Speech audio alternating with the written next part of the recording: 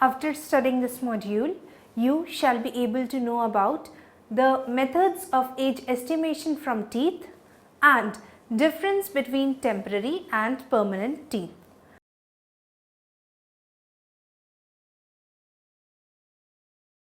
The hardest and important part of the human oral cavity is teeth, which helps in mastication and also in speech or to provide structure to the face or oral cavity. Anatomically, tooth is divisible in two parts such as the crown and root. Clinically, crown is defined as the part which is invisible and fully covered by the enamel and actually referred to as the area above the cement enamel junction or the CEG of the tooth, whereas the portion of root is defined as the region which is below the CEG or the cemento enamel junction and anchors the tooth into a bony socket acknowledged as an alveolus. Tooth is covered with three layers which are defined as the pulp, dentine and enamel.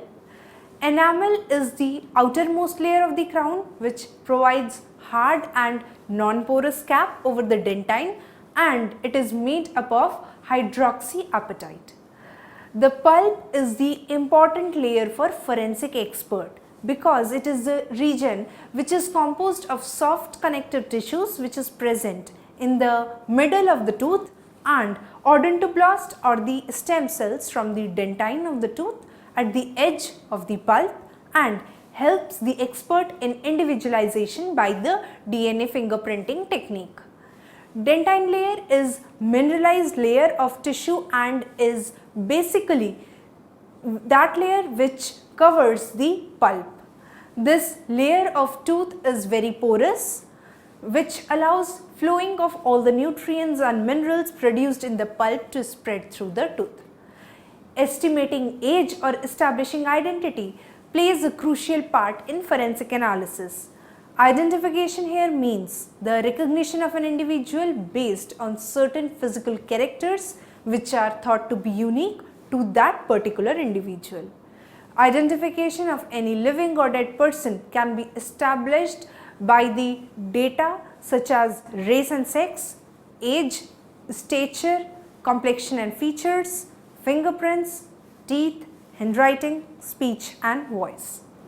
In this module, we will focus on age estimation by teeth as a characteristic feature for establishing identity of living or dead.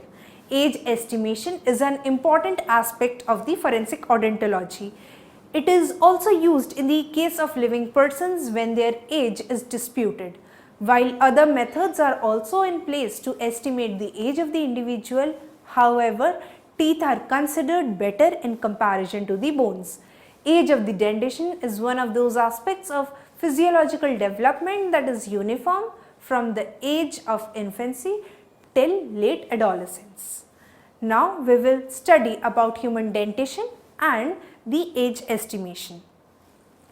The age of an individual up to 25 years can be determined within a range of 1 to 2 years from a combination of data provided by teeth, ossification of bone, height and weight, miscellaneous particular which includes birth record, changes occurring at puberty and changes due to old age. The information when considered individually is not of much value. For age estimation from teeth, it is necessary to know the difference between the two sets of teeth, the time of their eruption and the period when their root calcification is complete, and this can be ascertained on the X-ray examination as well. The two sets of teeth are temporary, deciduous or the milk teeth and the permanent teeth. Temporary teeth are 20 in number, that is 4 incisors, 2 canines, 4 molars in each jaws. Permanent teeth are 32 in number, that is 4 incisors, 2 canines or cuspids, 4 premolars or bicuspids and 6 molars in each jaw. Different types of methods such as the biochemical, radiographic, morphological and histological are used to estimate age from teeth. Age estimation from dentition can be categorized into three, that is age estimation during prenatal, neonatal and the postnatal periods, estimation of age in children and adolescents and the age estimation in adults. Now we will study about the age estimation during prenatal, neonatal and the postnatal periods. The primary tooth germ begins to form at 7th week of the intrauterine life or IU. The development of the enamel of all temporary teeth is generally complete by the end of the first year. At about 4 months of the intrauterine life, the germ formation for the first molar begins. In this group, the estimation of age could be pretty accurate. Histographic methods also help in the observation of tooth mineralization, that is 12 months prior to their appearance on the radiographs. The neonatal line is also thought to be as an indicator of birth. According to Bowerts, the slowdown in speed of growth rate of the enamel leads to the establishment of an apparent line of differentiation. Schiaparelli says that the neonatal could take up to 3 weeks after birth to fully appear. Therefore, the presence of the neonatal line does not indicate that the child was stillborn. However, the presence of neonatal line positively indicates a live birth. Sometimes, the forensic experts need to estimate the age from the skeletal remains also. In such cases, radiography and histological study is not effective. Alternatively, measuring the weight of the mineralized tooth cusp could help. At 6 months of the intrauterine life, a teeth weighs about 60 milligrams, 0.5 grams in a newborn baby and 1.8 grams at 6 months after the birth. Now, estimation of age in children and adolescents. Eruption and calcification of tooth are two instances which may be used to estimate the dental age in adolescents and children. Nystrom consider the eruption of teeth or tooth as a convenient option to estimate the age from dentition. It requires a greater degree of visual examination in comparison to expertise on the subject. The use of tooth eruption should only be limited to deciduous tooth because their eruption is genetically controlled. They start erupting at an age of 6 months and are completely erupted at an age of 2.5 years. The pattern of eruption of permanent tooth, on the other hand, is determined by on the various factors such as intraoral environment, infection, space and the premature loss of tooth. Therefore, the radiographic examination of the process of the calcification is a better alternative, as the calcification can be seen on radiographs for several years. It is not affected by factors like infection, space, etc. It also helps in the age estimation of the period during which no eruption takes place.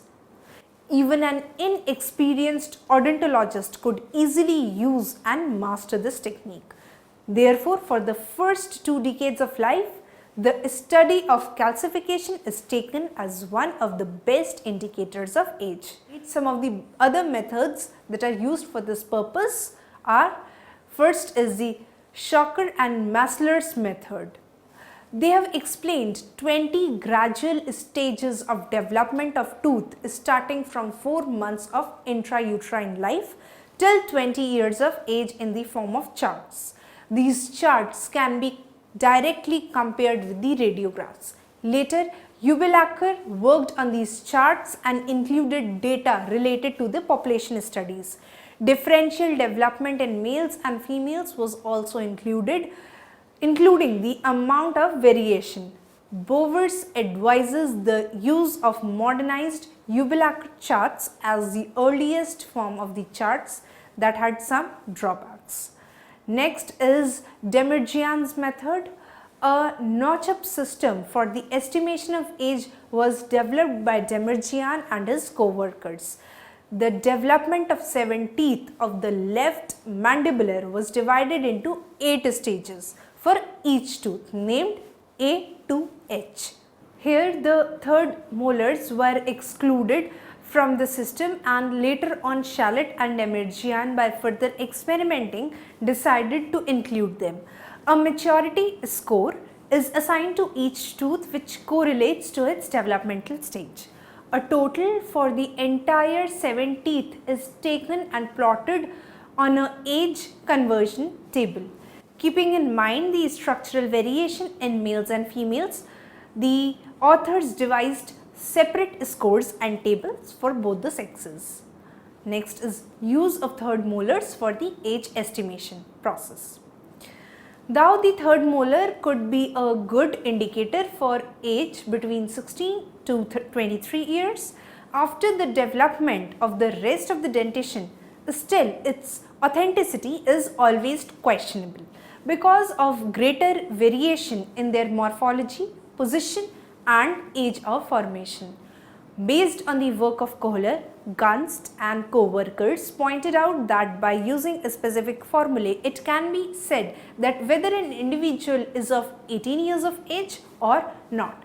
After the calcification of all other 4 third molars, the probability of an individual being 18 years old is 96.3% for males and 95.1% for females. Most of such experiments have been carried out on the European populations, therefore it may vary when used in other regions. Now we will study about the age estimation in adults. Age estimation in adults is a difficult job as compared to younger age groups. Ritz and Associated have stated that after the completion of growth, the changes in dentition is affected by numerous internal and external factors such as nutrition, disease and the physical strain. Eruption of human dentition.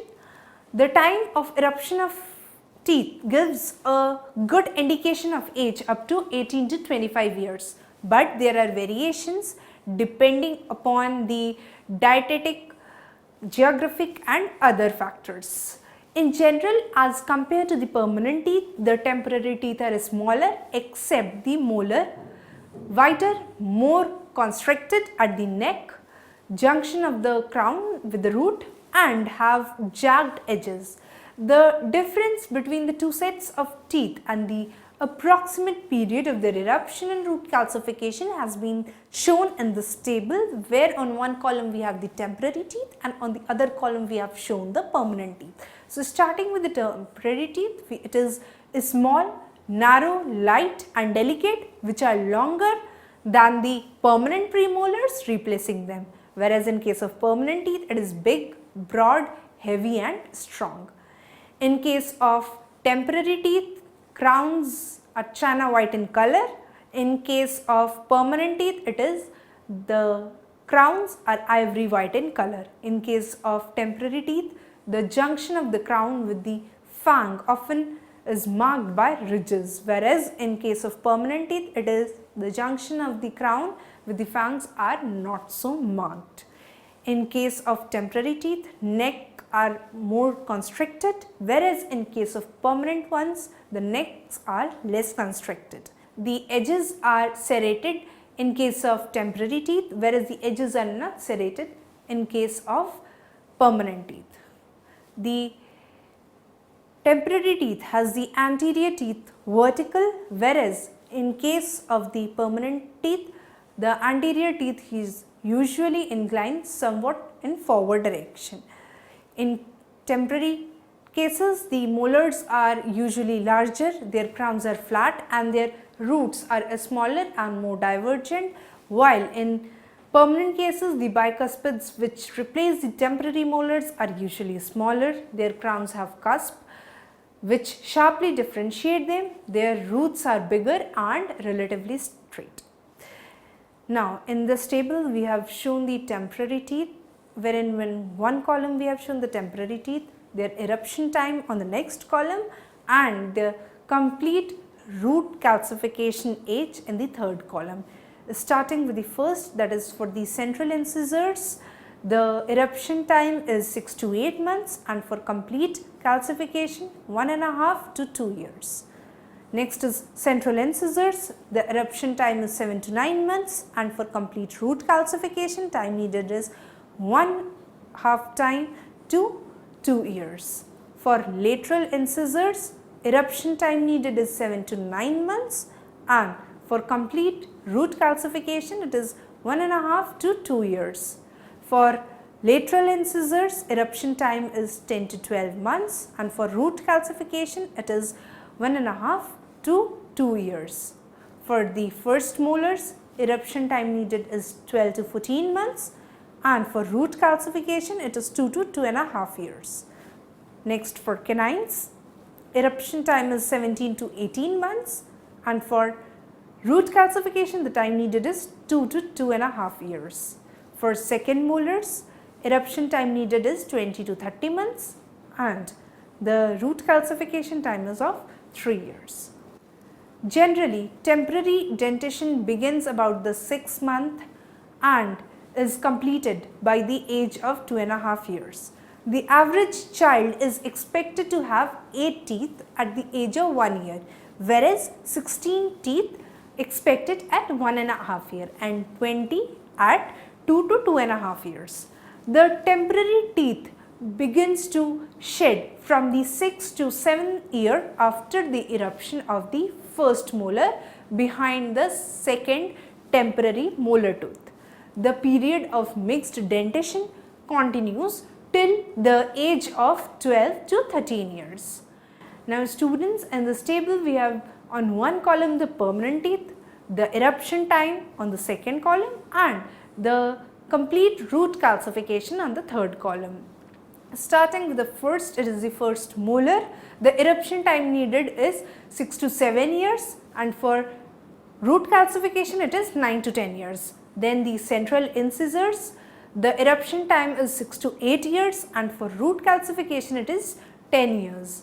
For lateral incisors, the eruption time needed is 8 to 9 years, and for root calcification it is 11 years. Then comes the first premolar. The eruption time needed is 9 to 11 years, and for root calcification it is 12 to 13 years. Next comes the second premolars. For eruption time 10 to 12 years, and for root calcification it is 13 to 14 years. Next are the canines. For eruption time needed, that is 11 to 12 years, and for root calcification it is 13 to 14 years. Next is the second molars. The eruption time needed is 12 to 14 years, and for root calcification the time required is 14 to 16 years. And lastly, the third molars. The eruption time is 17 to 21 years, and the root calcification time needed is 18 to 25 years. The permanent teeth appears first in lower jaw and then in upper jaw. The premolars are most irregular and are of little value in fixing the age. The first molar appears at the 6th year, and the eruption of the second molar takes place at about the age of 12th year. The eruption of the third molar or the wisdom tooth is very irregular. Due to evolutionary reduction in the length of the jawbone, the third molar may remain impacted, that is wedged behind the second molar and the jawbone. Therefore, the 12 years, that is the lengthening of the ramus of the lower jaw and behind the second molar, known as the space for the last molar, should be looked for. The existence of 4 wisdom teeth generally means that the subject has passed the age of 17 years. If the wisdom teeth are retained, an X-ray should be taken so as to ascertain if their roots are calcified or not. If they are not, there is a strong presumption that the age is below 25 years. Normally, the complete ossification of the root of the teeth takes place within 3 or 4 years of the date of eruption. The extent and degree of calcification can also thus help in the estimation of age. Next, we will study about the Gustafson's method. Gustafson devised a tremendous method of age estimation using 6 of these measures of the histological change. His method of estimating age consisted of microscopic examination of the longitudinal section of the central part of tooth in order to examine the changes in teeth as a result of wear and tear with advancing of age. Gustafson in the year 1950 developed this method for age estimation based on the histological and morphological changes of the teeth. He took into consideration the factors such as the amount of occlusal attrition denoted by capital A, coronal secondary dentine deposition denoted by capital S, loss of periodontal attachment denoted by capital P, cementum apposition at the root apex denoted by capital C, root reabsorption at the apex depicted by capital R, and the dentine translucency denoted by the capital T. Starting with the attrition that has been denoted by capital A. Attrition is the decreasing process of tooth structure by mechanical forces from opposing teeth. In this process, initially part of the tooth called enamel is affected and the level of attrition in enamel to downwards is pointed by Gustafson in the chart, that is A0 will denote no attrition, A1 will denote attrition limited to enamel level, A2 will denote attrition limited to dentine level, and A3 will denote attrition up to the pulp cavity. Next is the periodontal disease that has been denoted by capital P. It is a disease inflammatory in nature that affects the soft and hard structure that supports the teeth. Due to inflammation, the early stage is known as gingivitis. The gums become swollen and red, which is the body's natural response to the presence of harmful bacteria. And in this chart, it is denoted by P0, that is no obvious periodontal disease. P1 denotes the beginning of periodontal disease but no bone loss. P2 denotes the periodontal disease more than 1/3 of the root, and P3 denotes the periodontal disease more than 2/3 of the root. Next is the secondary dentine denoted by capital S. Here S0 denotes no secondary dentine formation. S1 denotes secondary dentine up to upper part of the pulp cavity. S2 denotes the secondary dentine up to 2/3 of the pulp cavity. And lastly, the S3 denotes the diffused calcification of entire pulp cavity.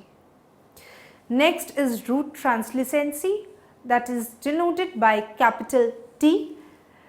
Transparency of the root means the ability of permitting light to pass through, diffusing it so that the object on the other side is not clearly visible.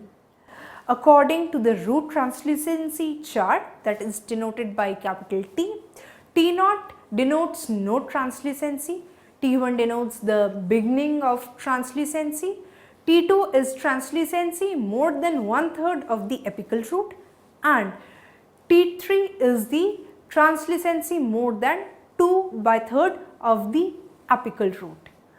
Next comes the cementum apposition denoted by capital C, wherein C0 denotes normal cementum, C1 denotes thickness of cementum more normal, C2 is the abnormal thickness of cementum near the apex of the root, and C3 is the generalized abnormal thickness of cementum throughout the apex of the root. Next comes the root resorption denoted by capital R. R0 here depicts the no resorption phase, R1 is spotted resorption, R2 is resorption limited to cementum, and R3 is resorption of the cementum and dentine both. The formula used is age is equal to 11.43 plus 4.56 into the total score, and such an examination is somewhat helpful to estimate the age between 25 to 60 years. Next, we will study about the dentine translucency. Bang and Ram were the first to use dentine translucency for the purpose of estimating the age and stated that root translucency is directly proportional to age, that is, it increases with age. Dentine starts to become translucent after 30 years of age from the apex. This alteration is because of the reduced diameter of dentinal tubules, which is caused by the increased intratubular calcification. The special formulae were devised to get a relative estimate of the age. Next is age estimation from incremental lines of cementum. Kagrer and group suggested that the age could be estimated from cellular cementum incremental lines. Authors claim that the accuracy within 2 to 3 years of the actual age. In addition to age, the incremental lines gave an indication of events like pregnancies, skeletal trauma and the renal disorders. Valenzuela and co-workers said that cementum apposition could also help in age estimation from the skeletal remains. This technique requires the extraction and sectioning of teeth, which is possible in the dead but not in the living individuals. Next is amino acid racemization. Human body uses amino acids exclusively in protein synthesis. Aspartic acid is also an amino acid which has a rapid rate of racemization. This rate is also high in dentine, therefore the teeth are a valuable source for age using this method. Next is the Boyd's method. Boyd has devised a method for accurate age estimation by means of the incremental lines. These lines can be seen on histological section of the teeth. They appear as cross striations on the enamel and represent the daily increments of growth. An exceptionally well marked line known as neonatal line is formed at birth. The number of cross striations from birth, that is the neonatal line, until the death is counted, and this provides the most accurate estimation of age. Now students, I will summarize all that we have studied in this particular module. The estimation of age is the most important aspect of forensic investigation in cases of mass disasters, where the personal identification is a crucial task for and the expert. Age estimation from teeth can be done by studying the eruption sequence of the teeth in both phases of teeth, that is when teeth are temporary and when they become permanent. Age estimation up to 25 years can be learned through eruption sequence. The Gustafson is the person who devised a method for estimation of age. The method is based on the changes that occur in teeth with the age. The Gustafson's method is based on 6 changes, that is attrition or gradual wearing of teeth, periodontitis or loosening of teeth, secondary dentine formation or infilling of the normal root cavity, cementum apposition or increase in the tissue holding the root in place, root resorption and the root transparency. Boyd has formulated a method for exact estimation of age by means of the incremental lines. Teeth are an excellent source of both nuclear and mitochondrial DNA and have been successfully used in the forensic identification of compromised human skeletal remains. It is also clear that a complete understanding of the structure of teeth and composition along with the process of diagnosis in teeth is crucial for determining the location of DNA in post-mortem teeth cases.